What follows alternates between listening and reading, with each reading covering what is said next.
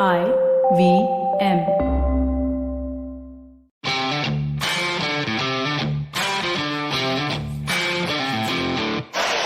Ladies and gentlemen, welcome to episode 26 of the Fighting G.O.A.T, where we have, of course, your host, your host, Mystic Chips, aka Arjun Chipalkatti, and Somesh Superhuman Kamra. As usual, the usual duo, the Jai Viru of this podcast. Jai Viru.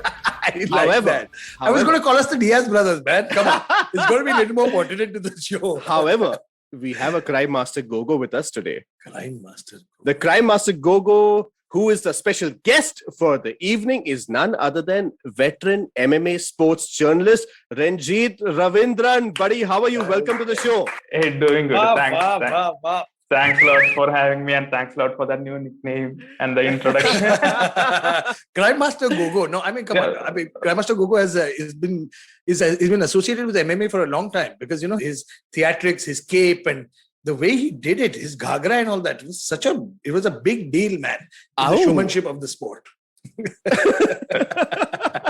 You're not getting a reaction from him at all. Very serious journalist, Mr. Ravindran, I must say. He's a very, very serious journalist. But however, it's been an absolute honor because I know Renjith for almost 2.5 years now. He's been kind enough to cover all our articles, all our tournaments. Yes. He's in fact seen the growth of Superhuman from that one small studio to what we are right now. So Renjith, thank you so much for supporting us all the time. And we are so happy to host you today. So Renjith, tell us, like hitting it straight off. How was last week? Did you check out UFC Fight Night, Kelvin Gastelum versus Jared Cannonier? I think I just saw the main event only last week because that means you're a casual fan. Seriously, no. I'm never going to let you forget this now. This is the biggest mistake you've made.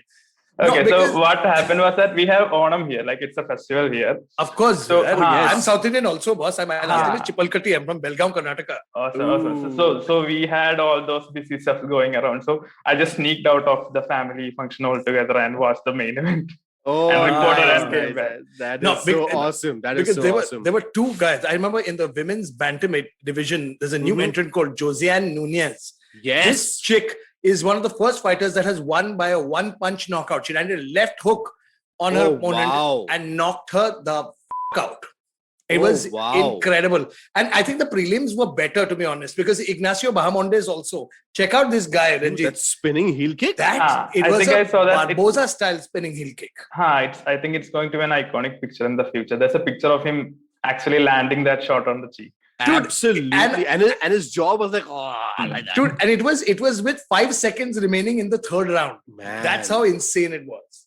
Incredible, man. It was so beautiful, and such a good event. Even though there was just one highlight fight on that card, but honestly, Clay Guida was back, man. It's a go-main event. 53 professional fights. Dude, he's looking more and more like the caveman now. I must say. People called him the caveman Guida. He's aging in. I think he looks the same age as he did when he fought Diego Sanchez on TUF.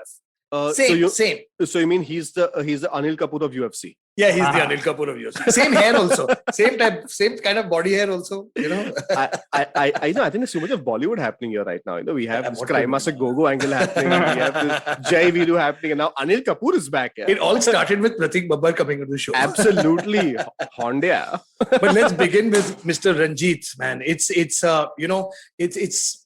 when you look at the MMA journalism scope abroad, and you've got guys from Bleacher Report, Sherdog, MMA Junkie, John Morgan is there. So and John Morgan, you got Ariel Helwani, and then now we have our very own Renjith Ravindran, who's been slowly working in the background, who's been coming up through sites like Fan Garage, Sportskeeda, and covering both MMA and wrestling. I just want to say, what got you started in this entire sport, the sport of combat? Hey, mera question pucha. Sorry. Okay, so I think it started back in like 2012 or 13 something. I used to write like blogs, like we could write opinion pieces on Sportskeeda. Right. So that's how it started. But how it became serious was when I was in either just 1 year before college, I guess. 1 year before college, I had a single mother. So I had to do something to support her. So I took up this internship with Sportskeeda at that time. Oh, wow. And yeah, so that's how it started. It was not straight into wrestling or MMA. It was just, I started with Formula One actually. Oh, wow. Formula One and football. I used to cover a bit of cricket. Yeah. So slowly, I got my chance into covering wrestling. So I was a wrestling fan, like most of us do. I was a WWE fan. We had all those Heartbreak stuff there. Kid, baby. Heartbreak Kid. Triple H, Undertaker, all those names. So Triple H. Slowly, I transitioned into wrestling, and it took off. Like the WWE coverage took off for Sportskeeda as well as myself. Like I got many reads, many hits, and in turn, like went on to become one of the most read writers on the site at that time. Like 200 million hits or something I got at that time. Yeah. I think it's still up there. I'm not sure. I don't check now. Wow. That's awesome. So that was how I got into writing full time. Like it was paying good. It was helping me support my education and everything. I was supporting my mother. So that's how I initially got into writing stuff. Like in 2012 or 13, something I started. But that's so awesome, because most people that we speak to today, and when we ask them to kind of do something at the intern level and prove a point, nahi, par mere paas to paisa nahi hai, main kaise karu? Guys, so this is exactly what you need to do. You need to go out there, you need to do good work, prove a point, support yourself, and grow from there. So Renjith, congrats on that. Getting a start in any sport, any business is a tough one. Whether you intend to become a star in films, or you want to become a cinematographer, photographer, whatever. You got to start. It's literally a story of starting at the bottom. And now Renjith is part of the Fighting G.O.A.T team. Yeah, baby. Honored to be here. Yeah. But so Renjith, so how did you go on from Sportskeeda to MMA India to LockerRoom? So what was this journey like? How did LockerRoom come into the picture? So what was the birth of LockerRoom? Why the name LockerRoom, and what all does it cover? See, because I know you well, Arjun knows you well, but the listeners right now want to know why LockerRoom and what are the different aspects in LockerRoom. Okay, so once I started with Sportskeeda, I think in 2017 or 18, it broke off, like the Sportskeeda 2016, I guess. There was some other company. We had this offer. Ratish, I know you. Somesh knows Ratish. Yes. Yeah. So Ratish was my editor at Sportskeeda at that time. So he had this like opportunity to work with the Fan Garage. So Fan Garage, they were planning to have this MMA vertical with MMA and wrestling vertical, but MMA more focusedly. So that opportunity came for me and Ratish. So we just took it up and we built that Fan Garage MMA vertical there. So I think around 2 years we spent there. We covered, I think Superhuman gym also we covered a lot. Yes. There were a lot of, I think Bharat made his UFC debut at that time. Yes. That's right. Then there were some events going. SFL was going on that 2017, 18, 16. I'm not sure exactly the season, but that was going on. So we covered 2016 was Super Fight League and Super Boxing League, I remember. 2016, 2017. Yeah, so we were covering all those, and there was a realization that there's a gap. Like even if MMA was growing at that time, even if the coverage was only going to the UFC or the major leagues, the athletes were not getting. At the same time, that's important. Like we need to build our own stars if the sport needs to grow in the future. Like very true. Put out that our stars are competing. Like most people don't even know that MMA exists in India. That was the case back then. Kaun hai ye log? Yes, I don't. I'm doubting that fact. I mean, I'm not doubting you, Renjith.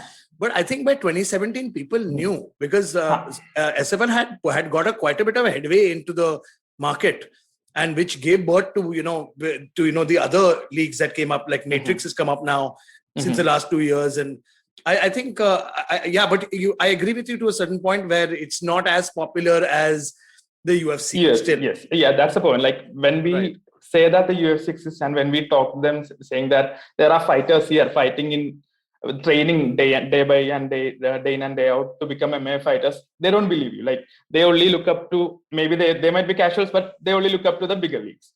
Only Conor McGregor. Sorry, they're like 99% of people I know look at Conor McGregor or look at Brock Lesnar. That's it. Right. So that's a little sad, basically. Yeah, but you know what? I don't blame people. Look, because I had a couple of friends of mine who also, like Brock Lesnar made his debut in 2012 in the UFC. And because of that, see, at the end of the day, we only want the sport to grow. Whether it's local, it's international, it gives people an insight into watching. Because I remember as a commentator when I started off in 2013 doing Super Fight League in the small scale, and then the management changed. By 2016, the crowd in Delhi were cheering guard passes. Because they understood, because they were watching GSP and they were watching, guys like GSP, Silva, and they had learned. People were cheering. Like Kantara Jagasa was fighting Valmir Neto, who is a Naga 5th degree black belt, and he was sitting in his guard and pounding him in his face. And he was cheering it. He won the fight. He won. He didn't win. He embarrassed him because everybody thought Neto was. It was like it would say like maybe me facing Damian Maia. Yeah. Like everybody would have expected, Neto to submit him. But Kanta proved that he could not only hang with such a high level black belt on the ground, but beat him up in the process. But it's quite sad because in our country, what normally happens when there's an Indian fighting versus any foreigner, we always say, "Arey, wo to usko maar dega yaar." Bechara. That confidence in the Indian fighter itself doesn't exist. Forget about going on to the bigger leagues. The confidence in the Indian fighters doesn't exist. I mean, I'm sure Matrix Fight Night is doing a great job, promoting the Indian fighters. But I do also believe there's a chance that they're going to be inducting some foreign fighters in there to kind of up the competition. No, but so, I think it's important to test yourself. It's important to test yourself as guys like Anshul Jubli are really, really good fighters. Guys like Sumit Khade. Yeah. And believe me, if Babaji Chaudhary fights anybody, I'm siding with him. Yeah. That guy is a beast. He's a killer. I've seen him knock people the fuck out cold. Like cold means ki wo 5 din baad utha. He has that app nickname as well, Stretcher. I think you gave him that nickname. Yes, I gave him that nickname. Yeah. Oh, really? What's his nickname? The Stretcher. Oh, really? Because he will literally put you out on the stretcher. Oh, man, that's amazing. Out of his 8 wins, I think all has come via finishes only. 8 wins, 8 finishes he has. Just the kind of finishes where guys haven't woken up for 3 minutes. Oh man, wow, that's crazy. Dude, you gotta Google him. Just find out Babaji, the guy, you look at him, he looks like one Greek god / monster. And he's this, Odisha Bengali, sweet talking guy who you won't hear him outside. But you can hear of the kick, you hear the third of the kick. Oh man, and that's crazy. When he connects to your head, it's horrible. If I'm not mistaken, I think Babajit is fighting on the 24th September card on MFN also. He's fighting Jason, I think. Jason Nunez. Yeah. Jason Solomon. And that's going to be fun. That's going to be interesting. I love him. It's going to be fun because, look, Jason has been fighting forever and Jason is a polarizing figure. Either you love him or you hate him. That's what he does with his fans. But that's great. I think Indian MMA stars, I would give him credit for being able to do that because of his personality, people have started watching. Right. Because of his personality, people are choosing, saying, okay, I like this motherfucker, I hate this motherfucker, whatever. People at least have an opinion. Absolutely. Instead of just being like, wo to chal raha hai background mein, hum to Malaika ko nachne dekhne aaye. Correct. Because that was the initial MO of, I remember the slogan for Super Fight League was, come for the show, stay for the fights. Right. Yeah. You're right. Bipasha was like, correct. And it was my first event, but I was with the camera standing there and I was like, Band karo please, can you get the fight started? well, Bob Sapp was also quite impressed with Bipasha, so we can't, say anything about that. That was quite interesting. But yeah, so Renjith, back to you. Tell us as to how LockerRoom came in. What was the vacuum? What did you fill? Where it started, where it is right now? Yeah, so with the Fan Garage, we created that Indian MMA coverage. And what happened to me due to some personal problems, like I had to take a break from writing. Between 2017 to 2018, I had to take a break. So the Fan Garage and Sports Kid stuff came to an halt actually. Okay. And then when I was talking to one of my friends, Aditya, who was working as a content manager for MMA India, he offered me anyways, you've been out for a long time. Would you like to come and write for some time? So that's when I wrote for MMA India for some time. He offered this, so I thought, why not Aditya as in Aditya PS. Rangarajan, not PS. Yeah. Okay. Yes. Okay. Did you meet a guy called Akhilesh Ganwarpur? I haven't met him. We had talked a couple of times, I guess. Because he was one of the writers for the MMA India show as well. Okay. I remember that. Okay. Yeah. So this MMA India we said, but when I left, I mean, when I left Fan Garage itself, I had this thing in back of my mind, so to start something new, to give the Indian MMA coverage. Right. So at the same time, there was a friend of mine from college called Shankar. So as college mates, we usually have this talk, right? We should start a business after college. We should do something, something of your own, something that makes an impact. So everything actually came together. So when I was writing in MMA India, I talked with Shankar saying that like this is the scene. So he was also on board. So that's how LockerRoom came to existence actually. Oh, in that's amazing. 2018 end of the year. Fantastic. Me and my college mate Shankar, we started this. So in 2018 and I think we started with the small social media stuff only. We knew since I had that experience of covering that Indian MMA circuit for some time, we knew like how to link the stuff. So with the social media, we started in 2018 end of the year. We started that. Then slowly, I think in 2019, we had a basic website up with the coverage. So we initially solely focused on the Indian MMA circuit with the coverage of UFC events only. Then I think in 2019 June we revamped the site completely. We expanded the coverage.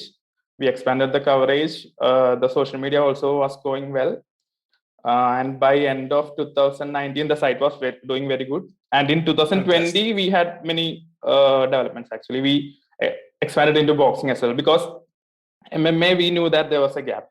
When we looked into boxing, apart from the amateur boxing, like the guys who go for Olympics, they don't get that maximum exposure, but they get that exposure from the mainstream media like Hindu or New Indian Express. But the professional boxers here, but they get coverage when somebody like Vijender Singh or Neeraj Goyat is fighting on the main card. Then the bottom get it. Yes. Correct. So there was a gap in the professional boxing circuit as well. Like there were events happening, but they were not getting exposure. So that was one of our reasons to expand into boxing.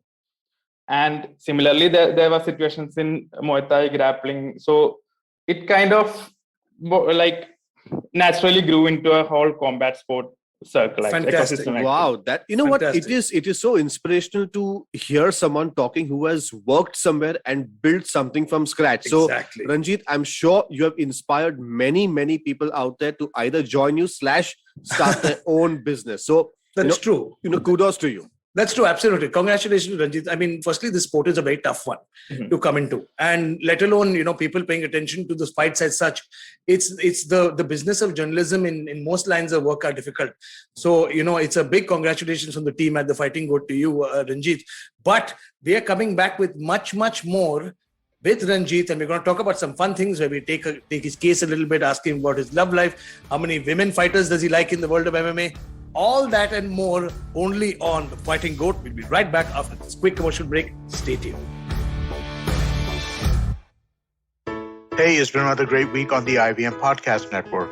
On This Round Is On Me, Shaili Chopra shares with Gauri how they hit 750 million on She the People TV. We have a new show, The Last Brand Standing. Anupam Gupta and Ambi Parmeshwar get together and discuss some of the biggest and most public feuds in Indian brand history. Do check that out. Taste the lip-smacking palette of Karachi with Bilal Hassan on Naan Curry with Sadaf and Archit. On Misconduct, learn all about Dawood Ibrahim's sister Hasina Parker with Ragvi and Nisha.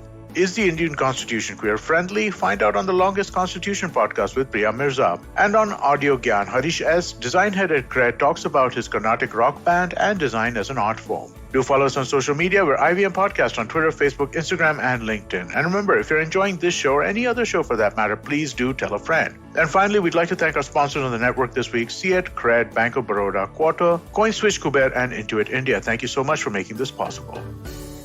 Ladies and gentlemen, welcome back to episode 26 of the Fighting G.O.A.T, where we have one of the pioneers of the MMA journalism segment, Renjith Ravindran.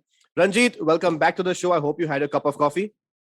No, I'm going to have lunch shortly. Okay. Filter coffee. What yes. lunch on? Just say yes. Just say yes. No. Just have a nice cup of filter coffee. That much coffee, actually. What kind of South Indian is this? Tea. I'm more slanted towards tea. Oh, really? Oh, very interesting. Really? So that's something new I got to know about Renjith. Even though he's a hardcore South Indian, he's currently wearing a lungi, no shirt, nothing on top except for a janayu. No, not lungi, mundu. He's wearing mundu.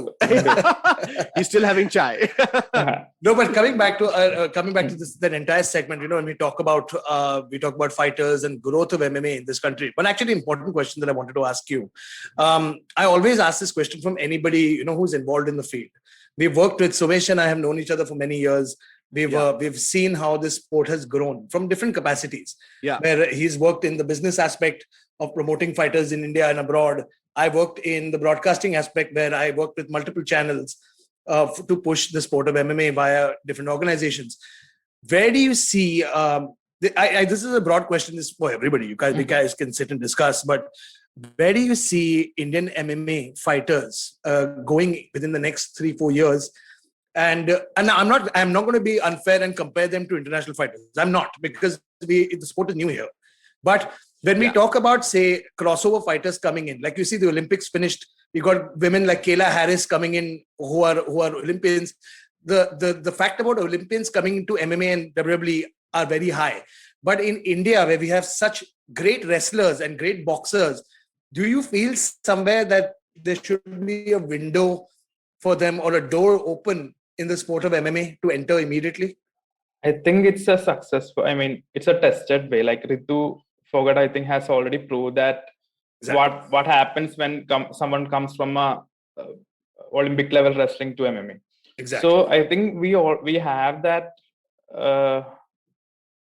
pool of wrestlers or boxers that can transition. But yeah, at the same time, we are having some great MMA fighters coming up. The amateur guys currently in the Indian MMA scene are like straight out killers. Like who? Like guys like Anshul and Sumit? Anshul and Sumit, I think, are pro, right? But correct. Now they're pros. There are a lot of amateur guys who have gone internationally and won medals. Like, for example, one name is Mahbub. He's an IMAF MMA junior world champion. Oh, the guy from Hyderabad? Yes, he's a junior world IMAF champion. Round, right? IMAF, yes. No? Uh-huh. And there are similar guys like from Chennai. There are some Nagaland guys are there.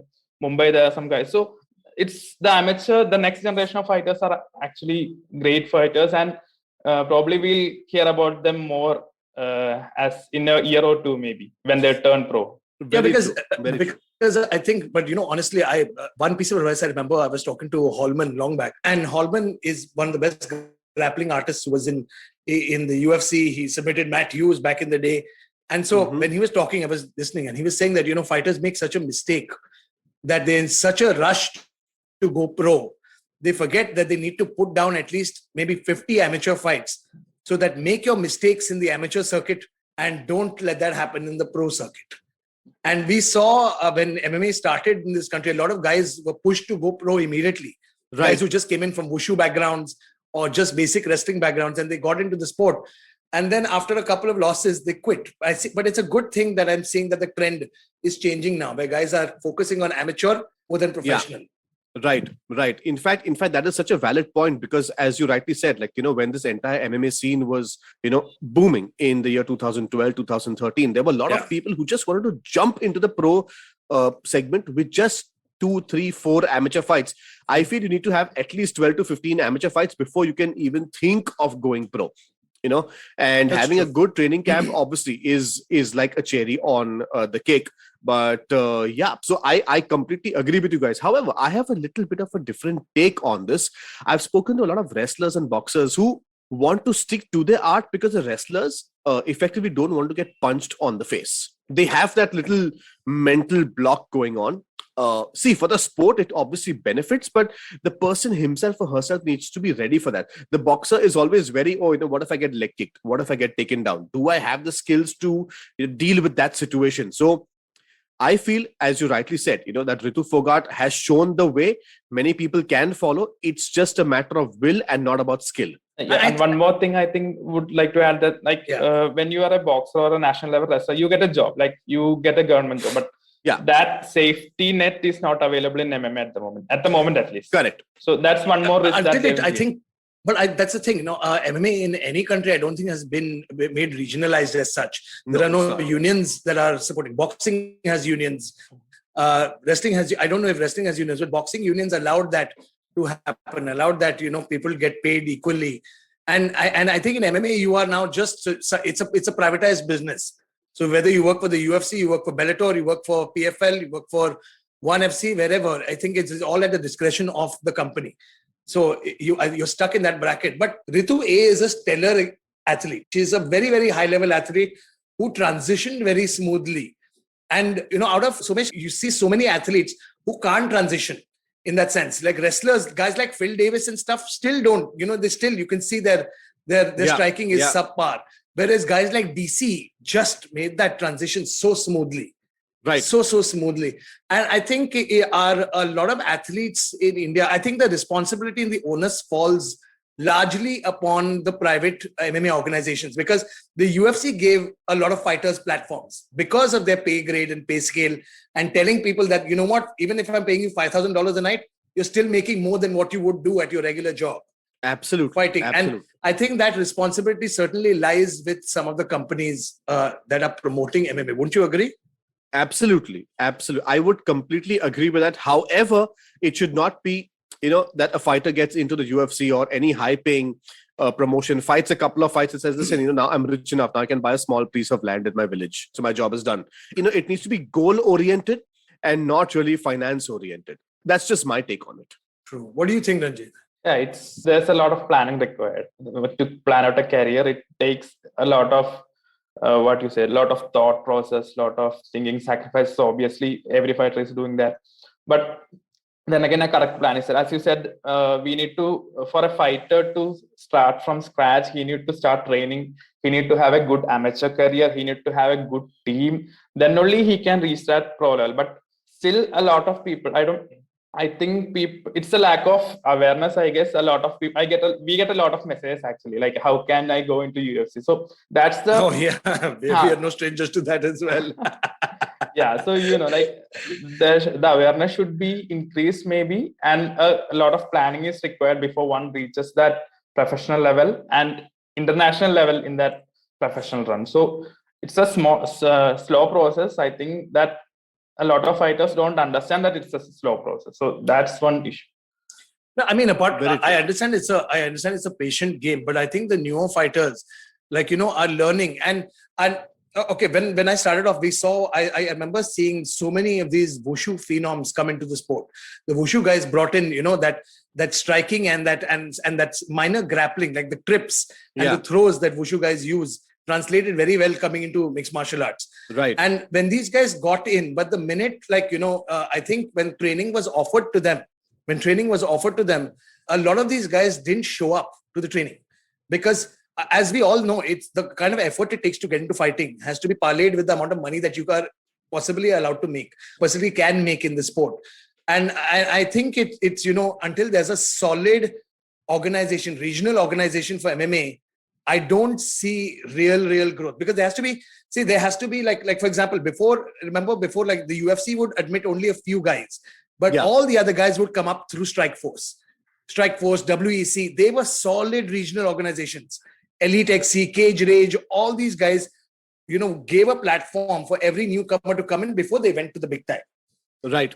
And I think I would stress upon the fact that I think it is important, like companies like Matrix MMA and Super Fight League build, instead of doing marquee events, build a constant, weekly show in a small studio to just keep churning out guys, training and winning. And it will give these guys confidence. So, in fact, that is such a good point that you made, Arjun, because the reason why we launched Superhuman Battleground is to have smaller shows. Yes, congratulations, Mr. Kamra.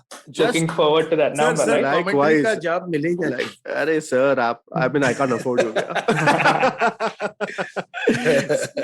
So the idea of not going for big pro events is to really filter out and get these smaller fighters out of villages. See, because we all have our limitations. I don't know, maybe some guy from some part of Karnataka or some part of Northeast would come and he would turn out to be an absolute killer. I don't know. He may not even be active on social media. But the moment we give him a platform and say, listen, just come and prove yourself, that is when we can start filtering and say, listen, I think this guy has the opportunity. We have a gym, we have a coaching facility. Why not build this talent and then take him from there? So that was the idea of Superhuman Battleground, where we'll have monthly events.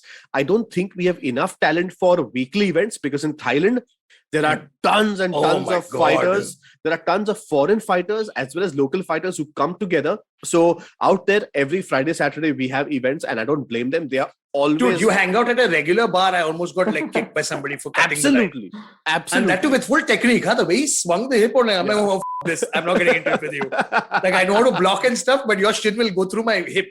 It literally will.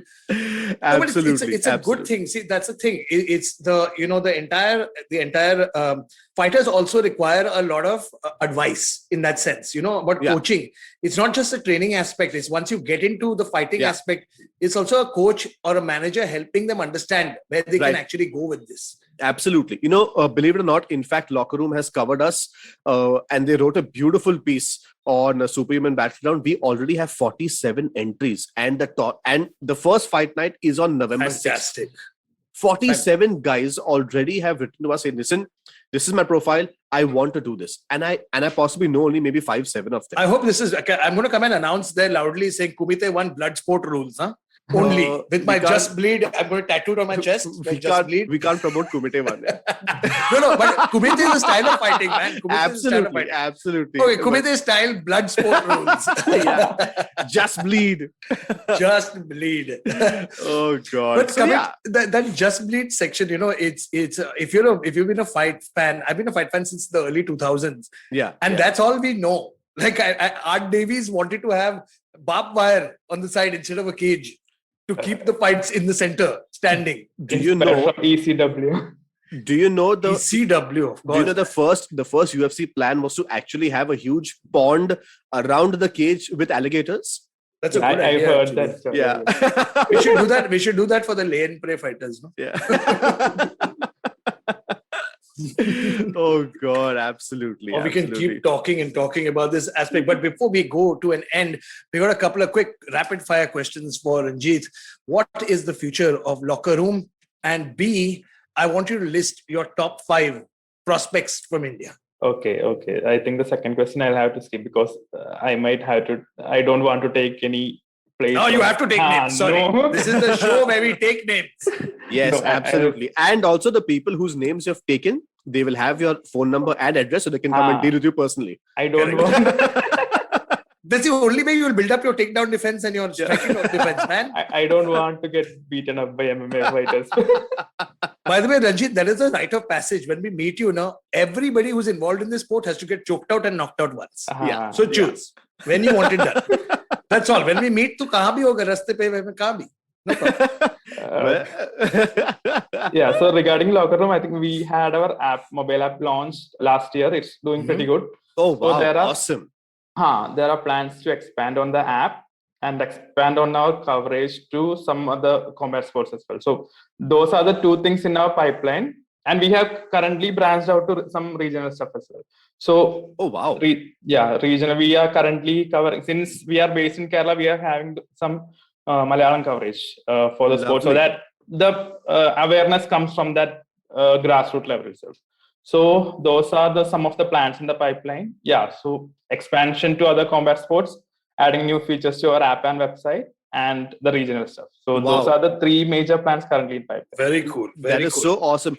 Renjith, what if there's some young journalist who wants to join you guys as an intern? How can they get in touch with you? If they want to apply for a job, how do they get in touch with you? Okay, so basically we have that mail ID on our website, info@lockerroom.in. So they can simply put the mail to us.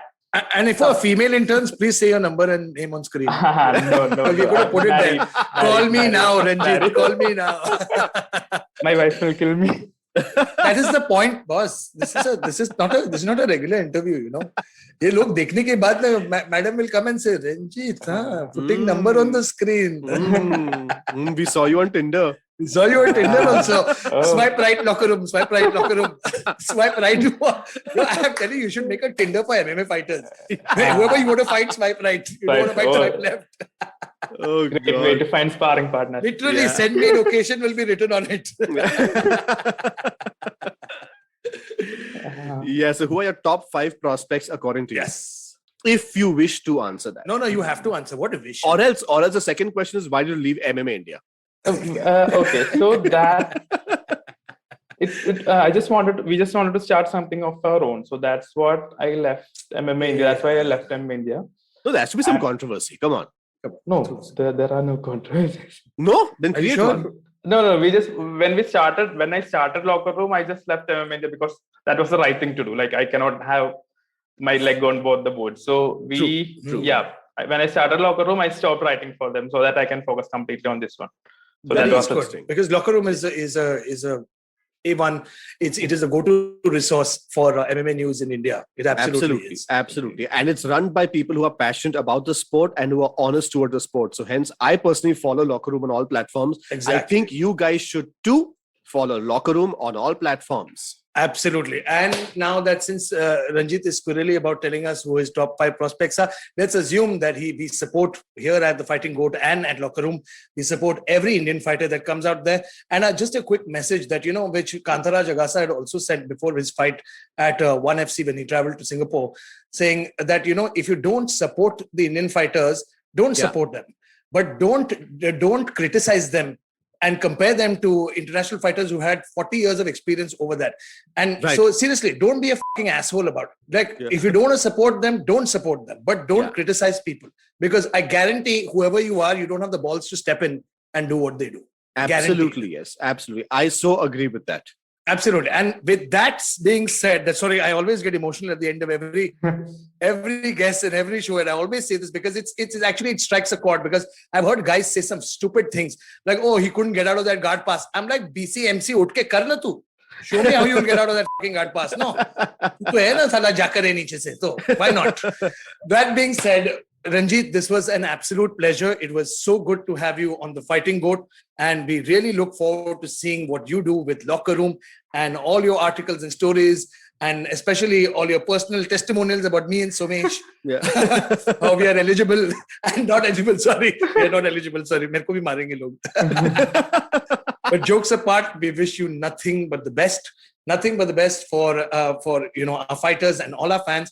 And guys, please tune into Locker Room for all your information, and stay tuned for much, much more coming up only on the Fighting G.O.A.T after this quick commercial break. This is saying sayonara to Mr. Renjith. We will catch you soon, sir. Thank you. Thanks a lot, guys, for having me. Namaste, this is Cyrus Brocha. I am part of the government cancel culture program to remove rubbish off all the different streams available. So what we have is all the collected rubbish we put together on our show. It's called Cyrus Says. It's on IVM podcast. You have to watch it and listen to it. It's on our app. It's on our website. It's on the YouTube channel. It's on Facebook. There are many different ways. Don't bother me and ask me how. You have to find out. We talk to different personalities. Many of them are known. Some are just people we meet downstairs and invite them up for chai. But the point is, it's fun and it's very therapeutic. So please join in and listen to Cyrus Says. Ladies and gentlemen, welcome back to the last segment of episode 26 of the Fighting G.O.A.T, where we had a blast speaking with the founder and the owner of Locker Room Media, Renjith Ravindran, and his entire take on the MMA industry, how he started, his favorite fighters, and where this sport is going to head. He never mentioned his favorite fighters. I'm very upset about that. Oh, then I just must have said it in my head. So. I know. We always get everybody to talk about the favorite fighters, but he's being pure to his profession. Journalists are not supposed to be biased or take sides. And that was a very, very smart thing to do. It was very professional of him. It was very professional. But I think, Somesh, we're getting into bad habits. You know how we make fun of John Anik for talking about maternity and children? Yes. We have started badgering our guests ki shaadi hui ki nahi. It's really bad. Yeah. We even did it to poor Ritu Phogat. Yeah. It's really bad. Yeah. See, Tinder pe ho kya I don't. Ritu Phogat ke sath Ritu Phogat ko bhi nahi choda yaar. Sumit Khade, poor guy, has not even messaged me since that day. He's like, Salam, you f***ed it up for me and all that. Poor Fahad also, he's like, please, I'm married, my wife is sitting here. Oh God, that's part of the Fighting G.O.A.T experience. Absolutely, because we keep it transparent, we have fun, we give you information, and you can hear it from the horse's mouth. But Mystic Chips, speaking of the horse's mouth, we are moving on to the next event, which is UFC Fight Night. Edson Barboza versus Giga Chikadze in the featherweight division. Dude, that in the main event is just too much. That division is too stacked. And after watching what Barboza did in his last fight, God. His shin was split and he kept kicking with it, regardless. Man, that was "Mera crazy. pair tootne do, main to bhi marunga." And him fighting Giga, who's a huge featherweight himself, Right. is going to be a real. And I think it's going to be a stand-up war. Kickboxer versus kickboxer.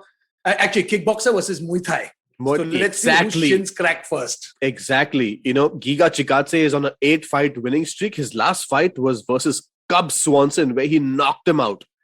And I was like, oh my God, this man has got it in him. He's definitely got a competition a little leveled up there. But Dude, it's a big jump now. I mean, but after taking out Cub Swanson, going straight on to Edson Barboza, that's a big jump. It's like a really, it's a little really too big much, right? I feel it's going to prove that Barboza is at the top of the ladder for a reason. Yeah. Or it's going to show a new contender emerging out of nowhere.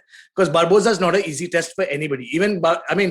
Khabib took Barboza all the way for 3 rounds, and Barboza didn't quit. There is no quit in Barboza. Barboza is not going to quit till he dies or his legs and limbs break. So Giga is in for a rough night. No matter what, Giga Chikadze is going to be showing battle scars. Absolutely. I promise you. Absolutely. In fact, Edson Barboza, who used to earlier fight in the lightweight division, which is 155 pounds, has moved 1 weight class down. He's right now in the 145 pounds. But do you know Edson Barboza is 35 years old? What? He's 35. He's been fighting since he was 12 or something, right? Absolutely. Absolutely. Minimum. Him, Aldo, all these guys started in bachpan se. He's on a 2-fight. Except Vandalay. Vandalay started at 7. I think 7 months or what? 7 months. He came hooking out of the body OT. He was with his hooks and all that.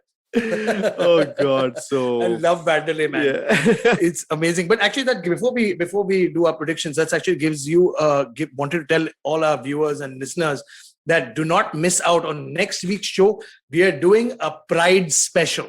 Yes, it's all about Pride. We're going to talk about the massive knockouts, the Shogun Huas, the Vandalay Silvas, the Mark Colemans, the Mark Hunts, the everybody. It's if you're a Pride fan, if you're an old school fan.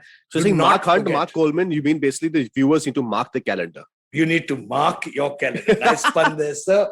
So do not miss. This is going to be a special Pride episode, and it is meant for all the fans.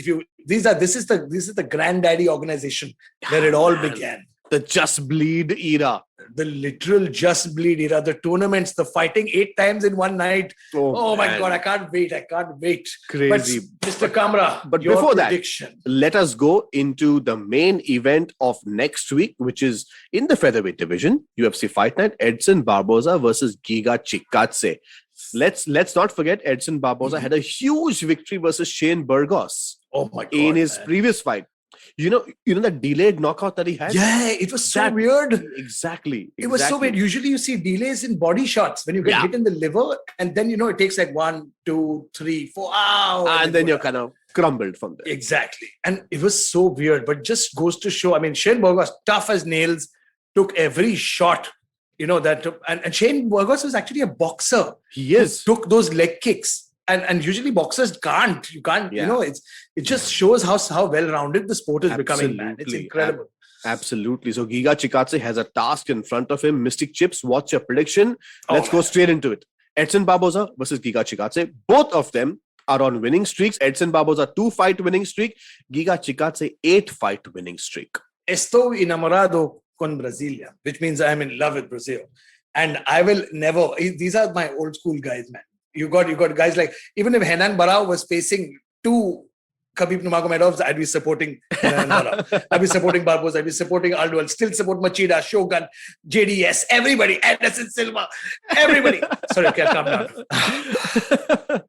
Barboza will get it done by round 3. Well, that's a very, very good prediction because I'm going to be on the same boat with Mystic Chips. Yeah. I think Edson Barboza gets the job done. He's going to be the superior fighter. He's 35 years old. He's changed his weight category. He's looking better. He's looking fit. He's moving like what he used to 6-7 years back. Exactly. And I cannot wait to see him. However, it's not going to be an easy task. Giga Chikadze from Georgia, training in Copenhagen, is a very, very tough guy who has a Muay Thai background. So this is going to be a stand-up war. I 5 hope rounds. so. I really hope it's a stand-up war and nobody shoots. But Barboza is tricky. He might mix it up by taking him to the ground. You never know. That could very well happen. But you, listeners, cannot miss out on this one because it is going to be a banger.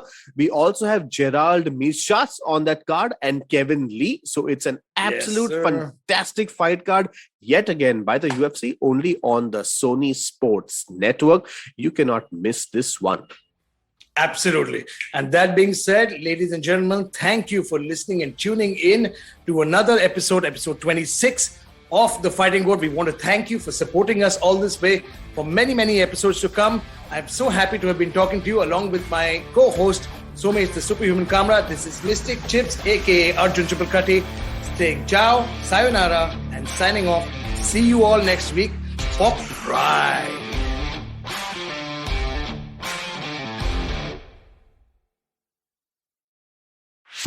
Whether you're an established sports person or a budding one, or simply a sports enthusiast, join us, Tanvi and Shlok.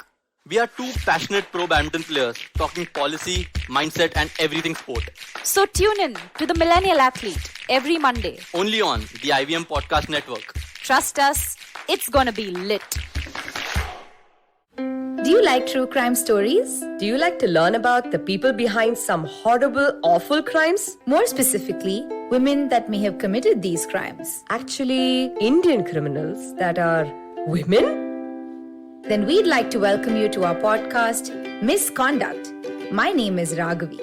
And I am Nisha. We cover themes like murder, dacoity, drug trafficking, financial fraud, kidnapping, and many more. You can catch us every Wednesday on the IVM Podcast Network or wherever you get your podcast.